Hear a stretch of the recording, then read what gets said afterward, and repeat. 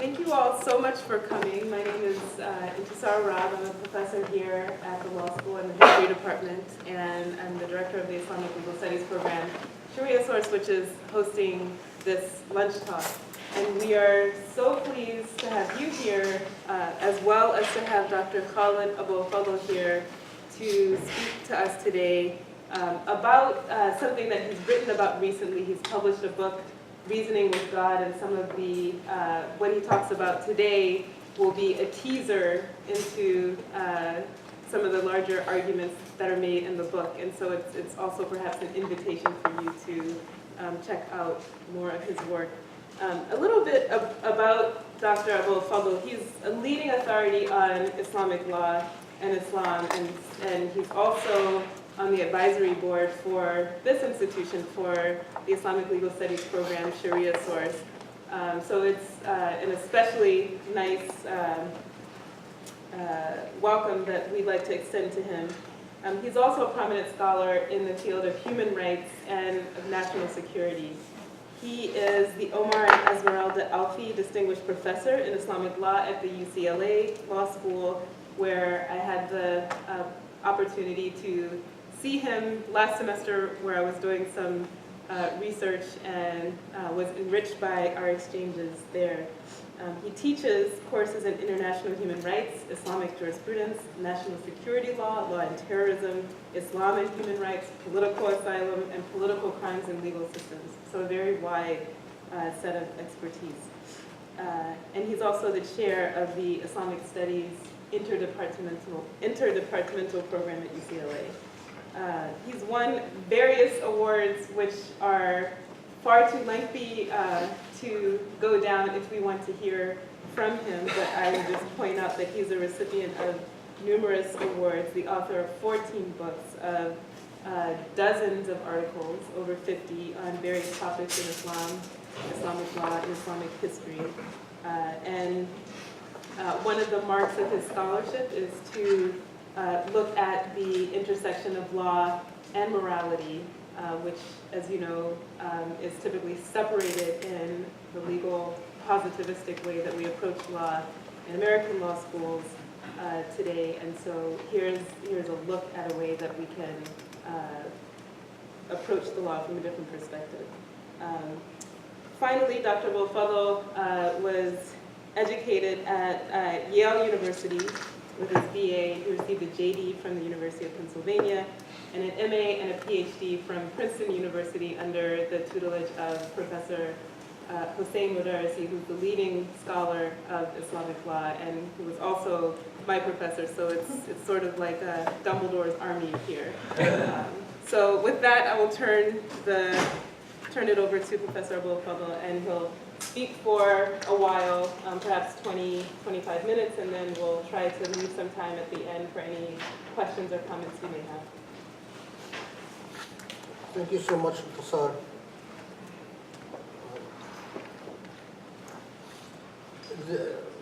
This is culled mostly from my most recent book, Reasoning with God, although it's been out for a couple of years. So I leave the elaborations to the book. So I start with the linguistic shara, or the root word of Shari'ah.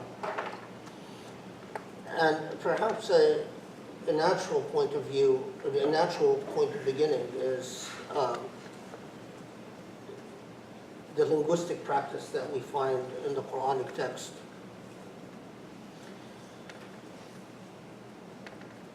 And here I think the beginning would be the form in which the word itself is used in the Quran. It occurs in the context of Shara'a lakum, or as the verse 42:13 starts, goes, Shara'a lakum, God has decreed upon you the same commandment that God has given Noah. And what we have revealed to you is what we had enjoined upon Abraham, Moses, and Jesus. Elsewhere, it occurs as Shari'ah wa minhaja. We sent to you the scripture was truth, confirming the scriptures that came before it, and was final authority over them. So judge between them according to what God has sent you. And do not follow their whims, so that you may deviate, so you may not deviate from the truth that has been sent to you. We have assigned a path, shara, and way, wa minhaj. If God would have willed, God would have made but a single nation, but compete in God in good deeds, and so on. This is 548. The third occurrence of the word shara in the Quran, it occurred in the expression shari'atan min al-amr in 45:18. Now we have sent to you a sure path, shari'atan min al-amr, so follow it and do not follow the whims of those without knowledge. Now, in the Quranic text, interpretively, it seems to connote a path and a methodology, perhaps, without any further elaborations, and definitely does not, in and by itself, in the Quranic practice, connote anything like the full-fledged Islamic legal system and jurisprudential system that takes centuries to develop afterwards.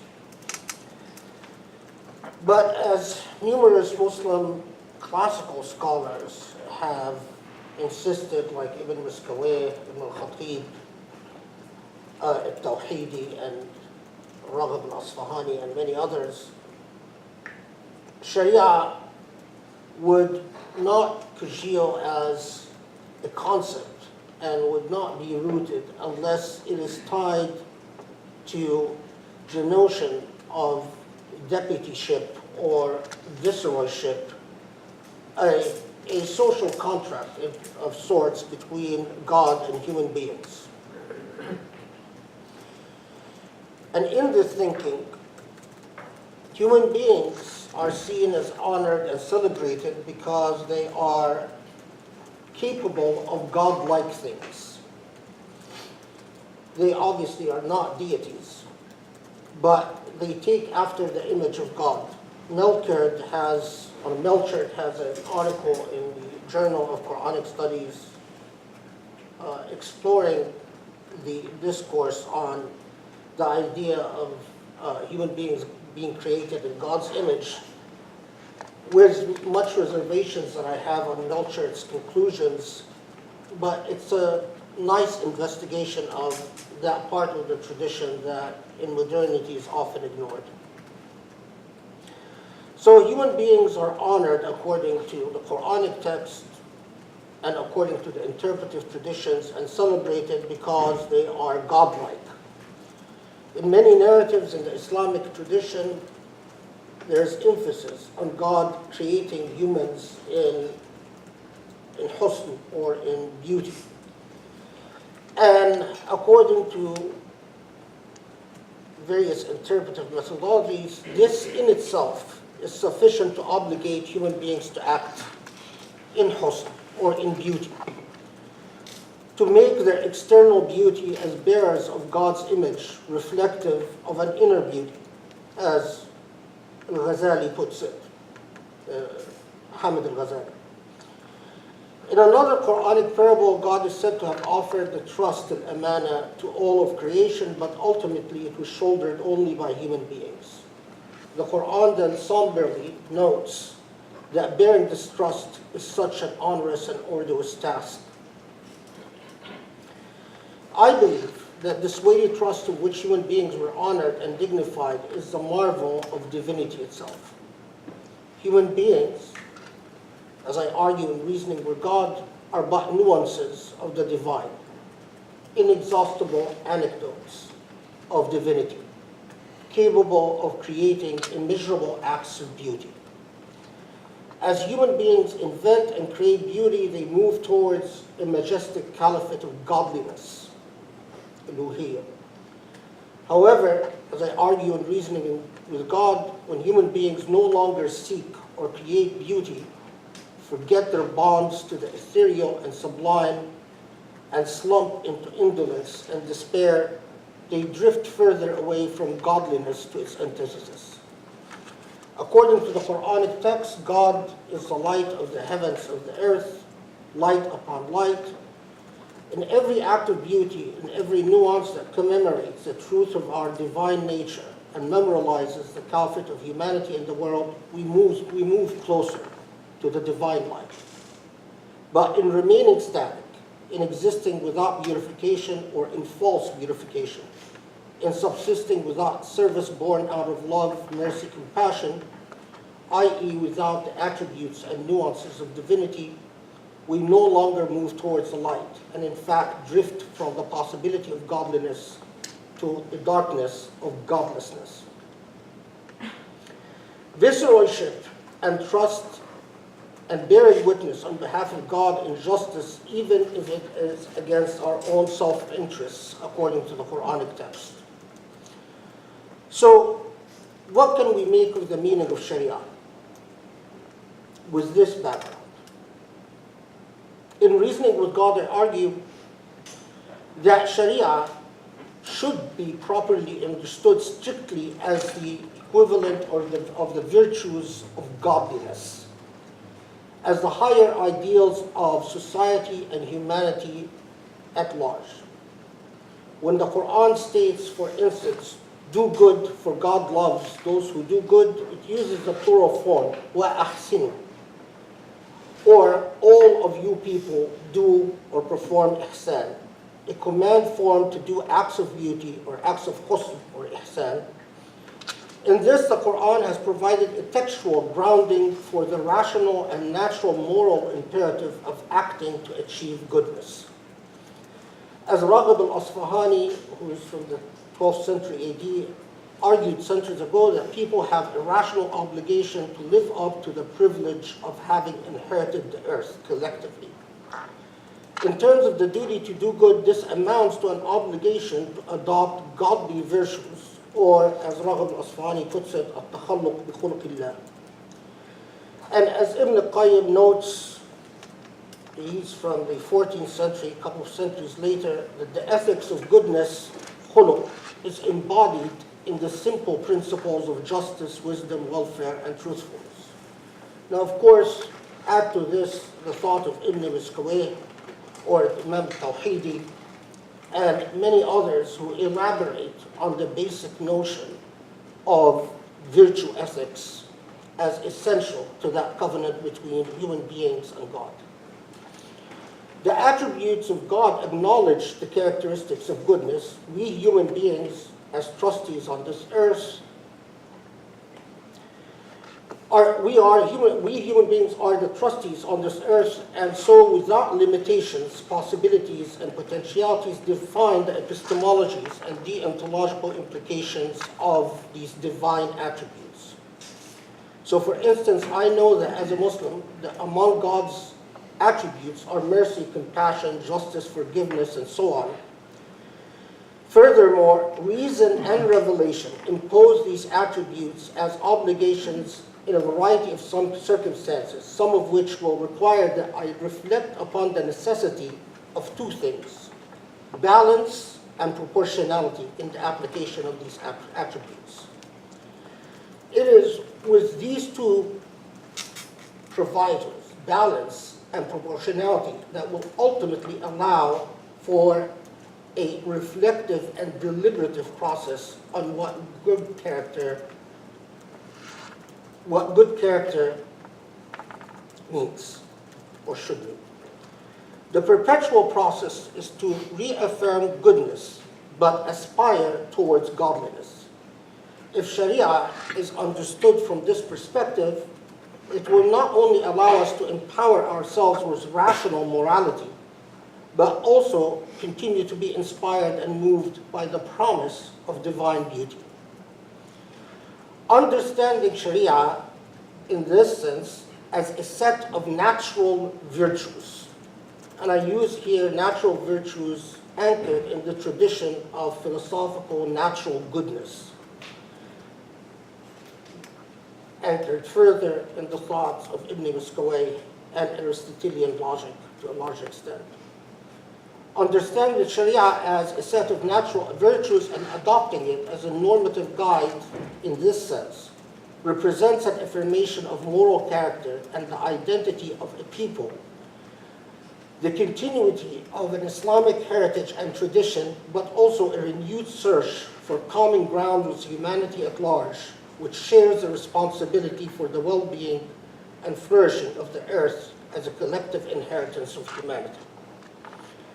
We adopt principles based on divine teachings for the simple reason that we affirm the principle that we need God's grace, and we find dignity in submitting to divine guidance. And also, in principle, we want to affirm the duality of anchoring our aspirations upon the eschatology of God's laws and upon the collective guidance of accumulations of human wisdom. Instead of the chaotic crisis of identity, moral displacement, psychological alienation, disaffection, and uprootedness of modernized, globalized societies, Sharia, from this perspective, provides an ontological anchor based on the promises of humanity and divinity. Sharia is premised on an ontological conviction in virtue, particularly rational virtues, as a principle, and that there are good qualities of character that allow us to distinguish between the virtuous and the lack of it.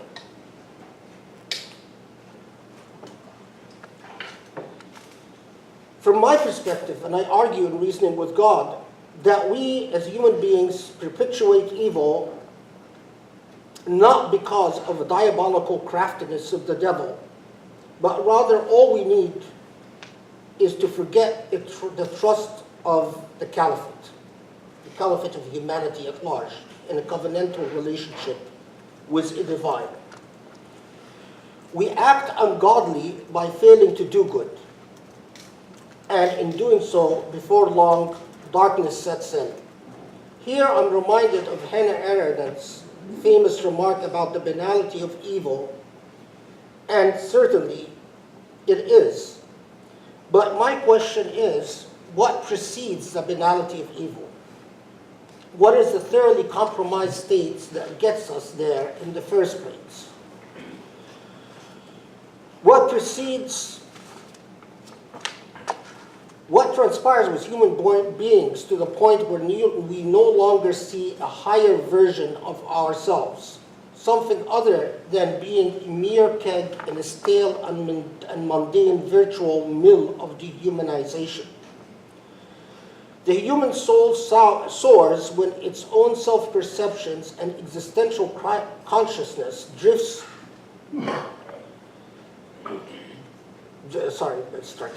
The human soul sours when its own self-perceptions and existential consciousness drifts into a staleness and prosaicness of being.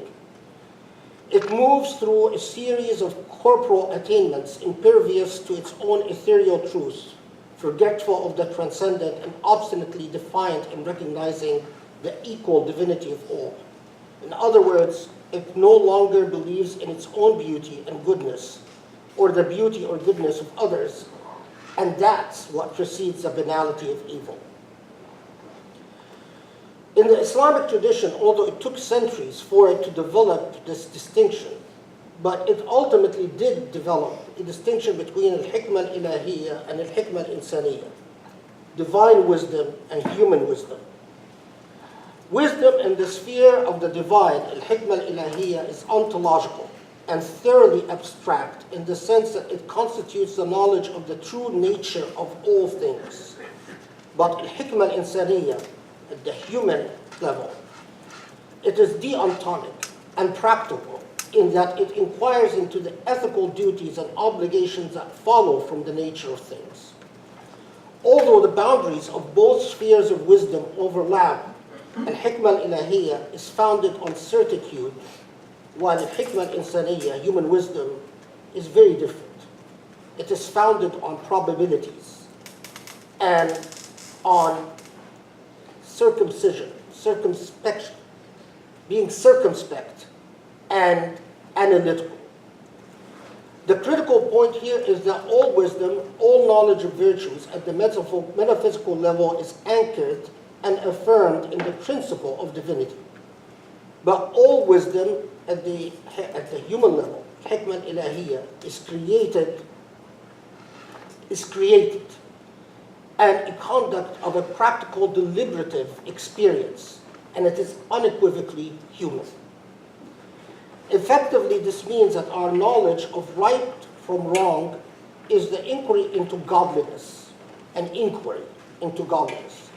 But our human efforts effectuating and materializing this knowledge from the pursuit of godliness is thoroughly human and thoroughly anchored in rational virtue.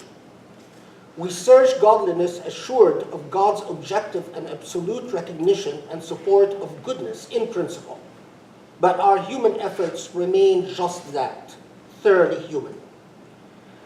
This epistemological structure allows us to integrate Shari'ah in social and political life of Muslims as an aspiration, while guaranteeing God's immutability and absoluteness at the same time, not transgressing upon the principle itself, and not claiming to have become empowered and possessed of the al-hikmah al-ilahiyya, or the divine wisdom. Now here I move a little closer to law. Because of the overpowering role of culture and socialization in the invention and reproduction and reformulation of meaning, historical contexts play a pivotal role in determining tastes, emotion, worthiness of character, and even what society considers reasonable and rational. Ibn Raskawayh wrote at length about this. The construction of consciousness and knowledge is a prime function of socialization and also of any epistemological system. Epistemology is core to hermeneutics, phenomenology, deontology, but epistemology is contextually contingent, and any theology or legal theory that fails to take sufficient account of this fact does so at its own peril. Today, it is quite easy for Muslims to buy and read books of traditions for themselves.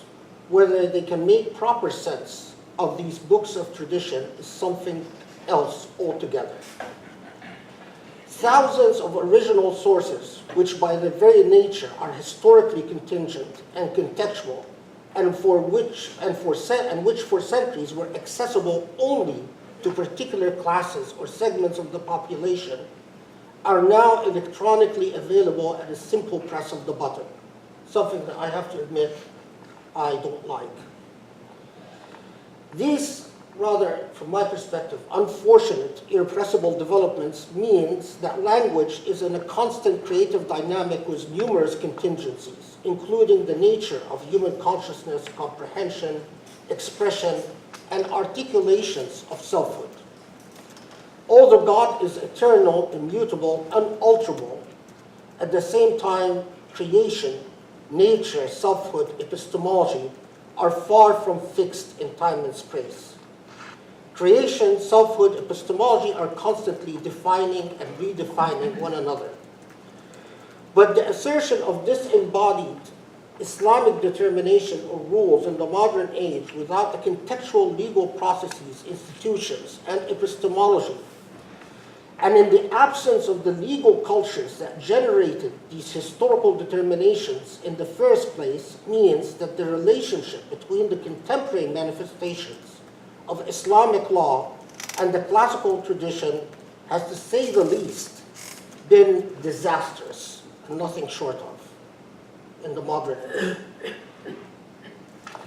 Critically, these revolutionary shifts in the construction of human consciousness, self-awareness, and epistemology must have profound changes upon the way that religious communities approach and interpret their inherited text.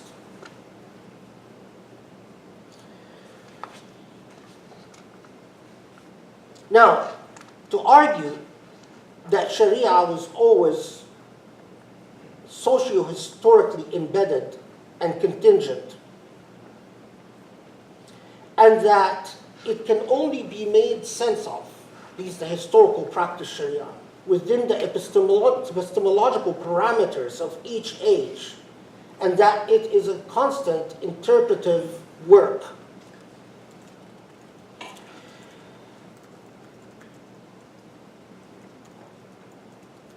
Is a critical point.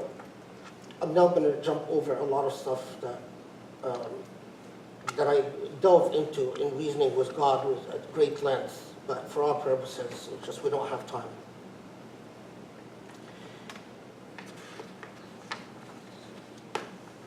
Here's the critical point that I want to make sure I do get to.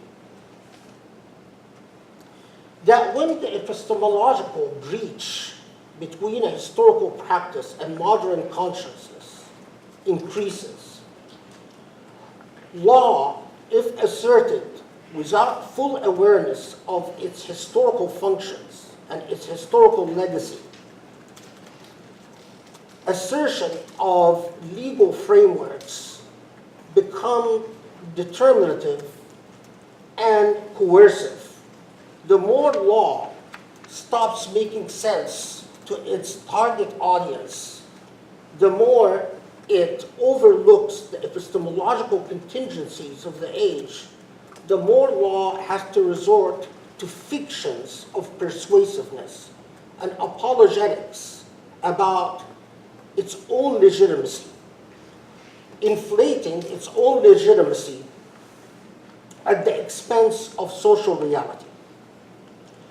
And here, the more law ceases to be persuasive to its own audience, the more law is forced to undermine its own legitimacy by resorting to outright coercion. In my view, as I argue in Reasoning with God, that is the prevailing paradigm of Sharia in the modern age as a working legal system.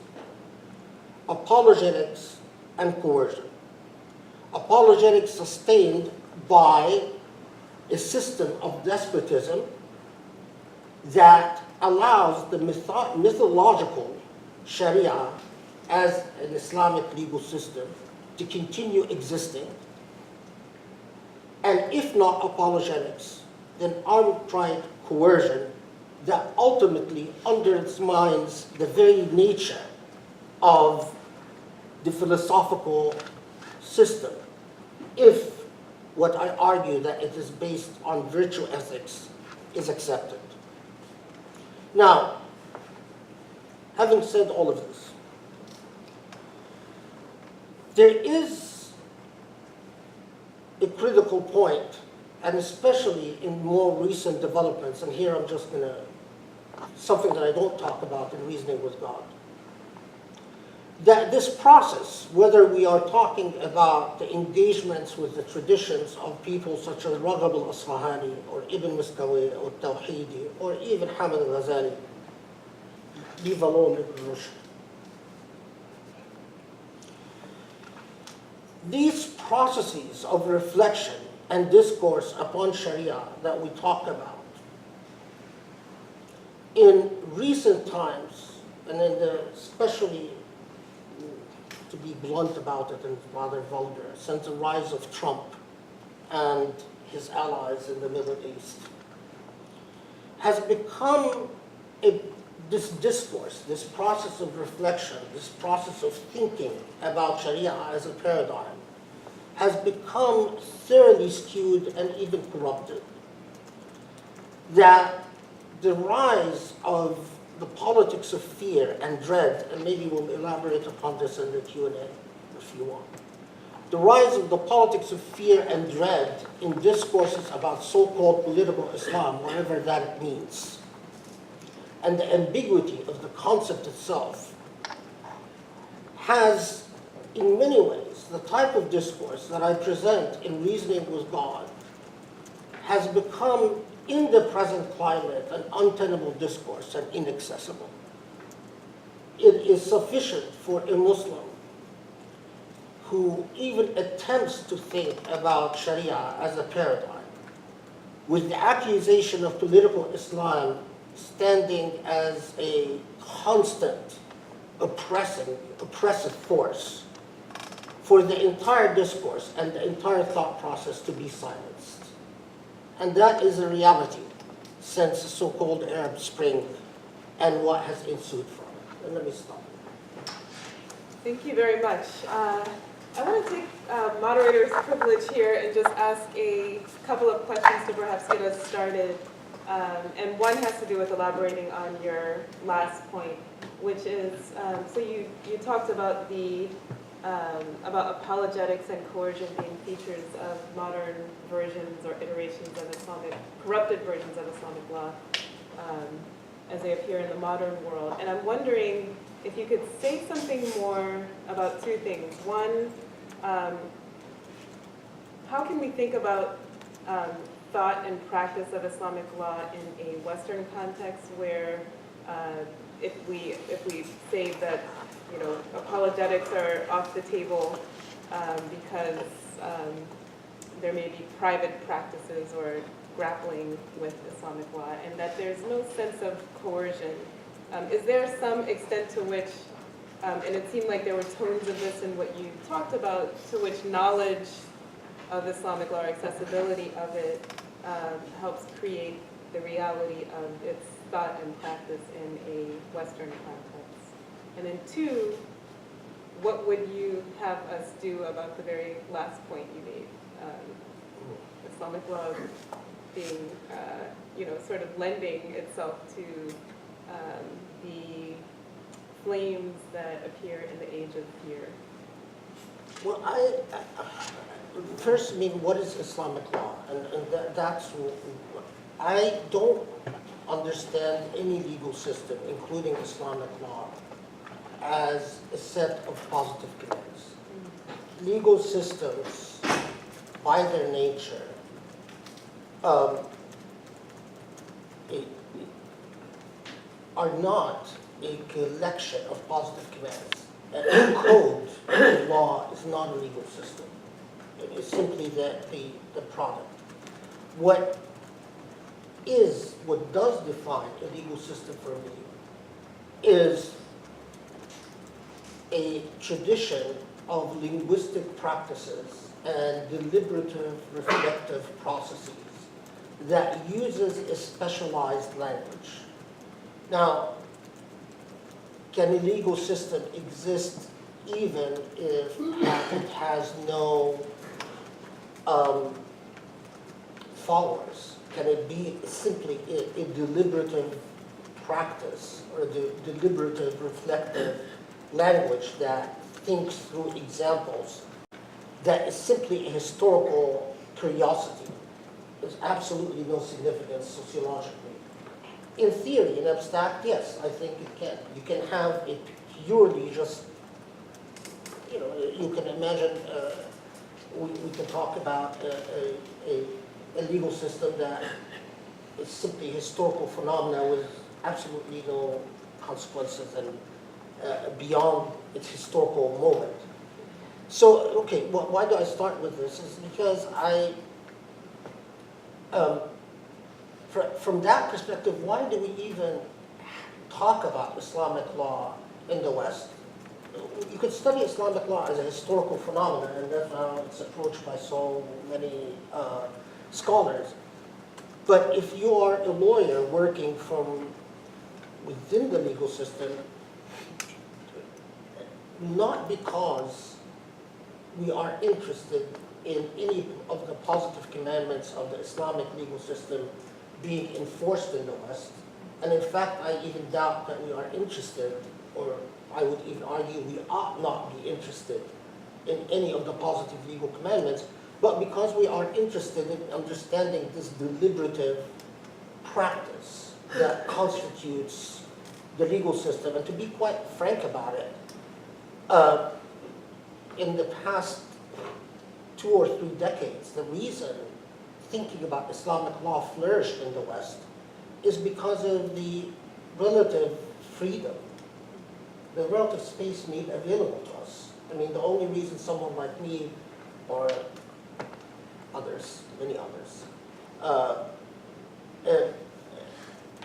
ended up in the West talking about Islamic law rather than Egypt or Jordan or whatever is because of the oppressive environment where that Islamic legal system takes sort of a natural, native uprootedness and the relative freedom that is available in the West. So, I'm not sure I've even answered your question, but I'm talking more about a stream of consciousness. The nature of Islamic law, and then what to do about it. Yeah, and what to do about it, I'm not sure, except say this, that what is a true loss, I think that the growth of Islamic thinking about the Islamic legal system, even the scholarship of someone like Wa al-Hamad, has had an enormous impact on culture going from legal thinking about Islamic law from the West to the Muslim world. In recent developments in the West, the politics of dread, the Islamophobia that has exploded upon the scene has marginalized that discourse and marginalized it to very extreme, and I'm not sure what to do about it. I mean, can we really respond to Islamophobia? Can we try to temper Islamophobia? Can we try to get a rational discourse about Islamic law in the West? I'm not sure. There's some time for other questions, comments, objections. Yes. You mentioned earlier that you don't like how many of the supported historical documents are now available in the Bible. That I'm committed to putting online. That's a very interesting idea, and I wonder, in your opinion, what is the appropriate level of accessibility? Well, I mean, that was sort of a, you can't really go against the movement of history. You know, not liking it is not liking email. I hate email, right? But what am I going to do about it? It is what it is. But my issue is that Islamic law continues, and especially by people who have not thought about the nature of legal systems, and especially from a comparative perspective, it continues to be, the focus continues to be on the positive commandments, and taking that as representative of the legal system. And the thrust, which was aborted centuries ago, but the thrust of Shari'ah as virtue ethics and that type of deliberative thinking that attempted to interrogate the very roots of why we have positive commandments, why do we have a wajib, an obligation. People like some Western scholars have called it the rise of secular humanism in the Islamic tradition. I don't like that expression. I don't think it was the rise of secular humanism. It was definitely a rise of some type of humanism. But the emphasis on Islamic law as a code-like entity or being, it further distances us, further alienates us from that tradition of virtue ethics. That at the beginning of the 20th century, end of the 19th century, we seemed like we're going to reclaim that tradition in a certain historical moment, but that moment has long passed, and we are far from reclaiming that tradition now. I don't know too many students of Islamic law that are interested in the writings of Ibn Miskawayh or Ibn Aqil and the like. In fact, when I get students of Islamic law and I tell them that you begin your study of Islamic law by reading works on virtue ethics, often the reaction you get is, well, how is that related to Islamic law? How is that related to law? In my view, that's the essence of law. without it, you don't have law. You just have a code. Yes. Thank you so much for your talk, Professor.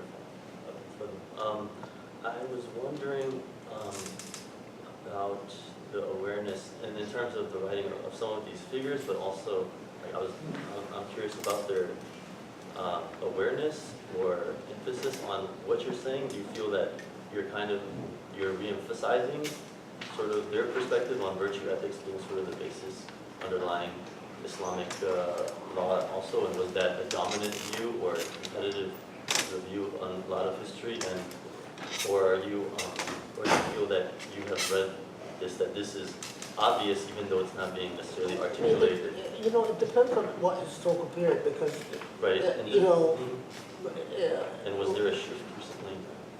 no, I mean, not, I mean, okay, you have someone like Hamid al-Ghazali in the Sunni context has an enormous impact, and the work of Ihya Ulumuddin is really, in many ways, an attempt to Islamize virtue ethics, and to Ibn Miskawayh was very much openly indebted to the Aristotelian tradition. Hamid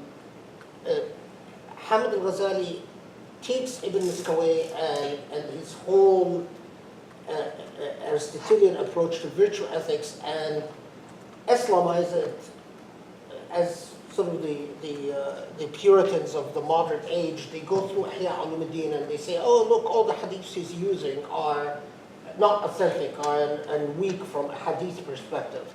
But Hamid al-Ghazali, part of what he did was quite consciously use any hadith, co-opt any possible tradition that's out there to Islamize virtue ethics. Now, the impact of someone like Hamid al-Ghazali was enormous. But did it wane? So if you take during the historical period of Ibn Taymiyyah, who was very much suspect of virtue ethics and uncomfortable with it. But Ibn Taymiyyah is equaled out in a sense by Ibn Qayyim, who was very much in favor of virtue ethics at the heart and soul of Shari'ah, and thinking about Shari'ah. It didn't work out the program as thoroughly as we would like, but made leaps and bounds, although he's often misread and misunderstood by modern Muslims. My biggest pet peeve is that, or biggest problem, is that while you found people like Abdul Halim Mahmoud, who, the Sheikh of Azhar in the beginning of this century, he went back and recognized that the only venue for Sharia to engage humanity at large is to rekindle virtue ethics and the tradition of virtue ethics rooted in the Aristotelian tradition in Islam. Where is the writings of people like Shaltut or Abdul Halim Mahmoud, or as opposed to, if you compare them to the writings of Maududi or even Ali Shari'ati, who comes from a very dogmatic and a very apologetic perspective, and it looks for certitudes rather than possibilities and investigations. And especially, I had a brief, like many intellectuals, many other Muslim intellectuals, had a brief moment of optimism during the Arab Spring, engaging a lot of Egyptian intellectuals and Tunisian intellectuals at the time who basically summed up Sharia in Aish Hurriya, Karama Insaniya, bread, liberty, and dignity, and recognize that this is not the trend, the way that the Arab Spring has been handled afterwards has been a major intellectual setback. And I'm not sure if we will recover from it for decades, maybe a century. Maybe I'm a pessimist, but the sheer violence that has been inflicted to punish any type of attempts to reassert the tradition and co-opt it, emphasize the logic of despotism and the privileged position of apologetics as the only way to approach the Islamic tradition, either apologetics or despotism, and you either have to fit yourself to either of these two. I see it as having a very chilling effect. It takes an enormous amount of bravery for any intellectual today to talk about anything related to Sharia. I mean, I don't know, maybe bravery just flows in your blood naturally, but, I feel the, I don't know if Intisar feels the dread, but I feel the dread all the time. Well, we should stop because it's a little past 1, although I think we'll hang around here for a few more minutes, but I want to keep in mind, She has a class at 1:30. you end on such a dark note. I want to keep in mind what you began with, that the other side of darkness is light, and sort of what frames the whole discussion. And so in that way, and where we began, and thank you.